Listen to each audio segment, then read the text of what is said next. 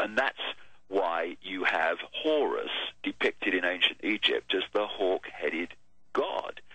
They depicted them as, funnily enough, talking in America, they also depict them symbolically as an eagle. This is why you have the Nazi eagle. That's why you had the eagle. You have the eagle on so many flags around the world, like in Iraq, and they also symbolize them as angels.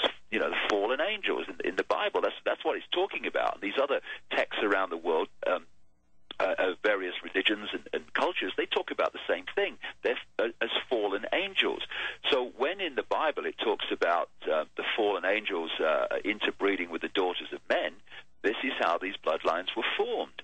And they've been expanding their power all the way through the ages by centralizing power more and more and more, to the point now where, because of computerization and all this technology they've got, they can make a play for global control.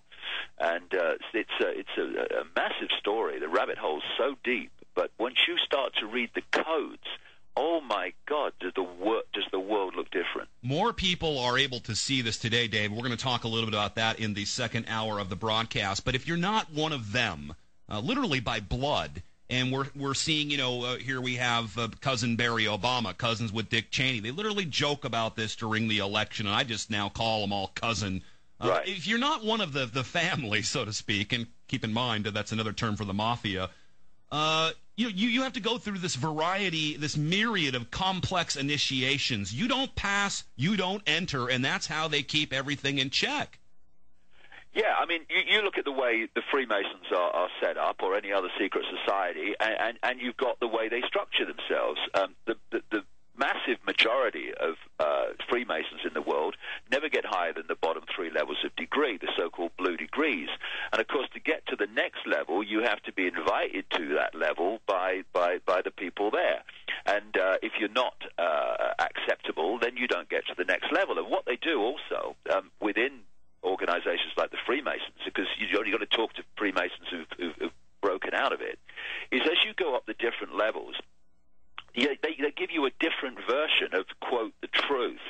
And they say, oh, no, we're telling you the real truth now. We just don't tell the lower ones because we don't want it to get out and all that stuff. And then you go to the next level and they tell you another truth and another truth. And they keep twisting it.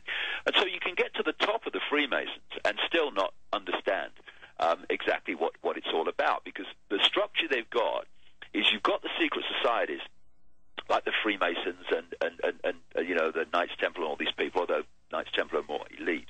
But what they have above all those pyramids, if you like, is the Illuminati degrees, which no one ever talks about, said not to exist. They exist. And these secret societies that we know about, we just know their names, they're feeding really chosen people and the upper levels, bloodline only, into this upper level of Illuminati degrees, and that's where the real action is. I mean, that level plays out David, through the secret societies. I want to differentiate, but the real deal is in this Illuminati level. That I want to bring this down though to something that all of my listeners can understand, and that is that we're not just talking about Freemasonry, the Illuminati. I mean, these initiations happen when you're little kids in school and they tell you how to answer the questions correctly, or when you're climbing the corporate ladder, or if you're a musician in the music world, you don't get the record label unless you say the right things and you talk about bling and biatches and this kind of thing.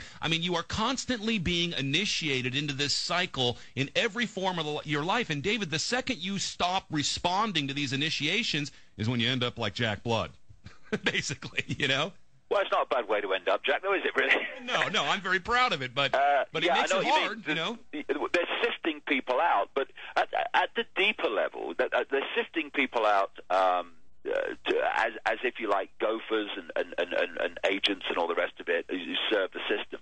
And a lot of them serve the system like people in music that haven't a clue they're serving the system. But a good number of them do mind.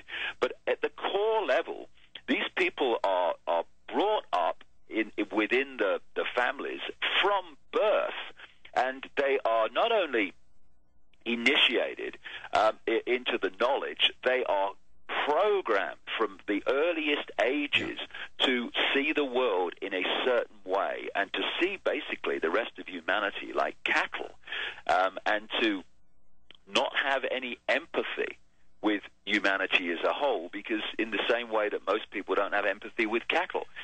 So they're programmed, they are given the knowledge, and then the baton's handed for the next generation. And, these people are very, very sick and very, very programmed. But they have control of the institutions of power at the moment. What they don't control is the numbers.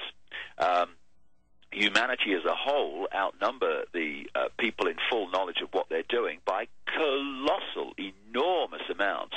And that's one of the reasons why they want to dramatically reduce the global population. Well, it's also one of the reasons why this particular administration here in the United States and their agents around the world are trying to turn us all against each other. One of the segments of this, and we see these, I call them the Obama Kool-Aid drinkers. I think I might have sent you my article, The Kool-Aid is Wearing Off, Watch Out for the Crash. Right. But you talked about this in one of your earlier books. I believe it was And the Truth Shall Set You Free. Folks, please go out. If you can still get this book, get it, because it is such a mind expander. But you label these people that we see now around, these environmentalists, these crazies behind Obama that just slavishly support him, as robot radicals. And I'd like you to explain a little bit more of that, who these people are and how they get this way. If we run into a break, David, we can pick it up on the other side. But go ahead. Well, the robot radicals, one way that I use that term is in all the people who, particularly on what we call the left in politics, who are claiming to be challenging the system and the unfairness of the system. And what they are doing is totally underpinning the system because of the way they have been programmed to see the world.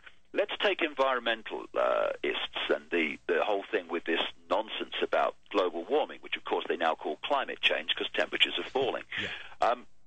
It won't be global warming again until the sun cycle starts to warm up. But what they have is this idea that the planet's in danger and all the rest of it. And instead of dispassionately looking at the evidence in all these areas, looking at the evidence involved with global warming, which evidence can demolish it, that is underpinning their worldview, which is, it's a threat to the planet. So they don't want to actually know that it's a scam because it suits them for it to be true. It's like when you talk, it's staggering. You talk to these people and you talk to these people of the left, and they will say, George Bush is a total liar. Tony Blair, be liar. Tony Blair, liar. And then you'll say, well, what about 9/11? Because what they're actually saying, because these people are not saying 9/11 was a scam, they're accepting the official version of events. So in their kind of fevered minds, what they're saying is Bush and Blair and etc. lie about everything except the official version of 9/11 where they told the truth. And why? Because they have a worldview of good guys on the left, bad guys on the right. And if you start to look at 9/11 in its true state, which is it was a manipulated problem. Hold on, David. David Icke, your truth serum here on our radio broadcast. David, we'll come back with you for another short segment right after this. Stay tuned, folks. Deadline Live, AmericanFreedomRadio.com.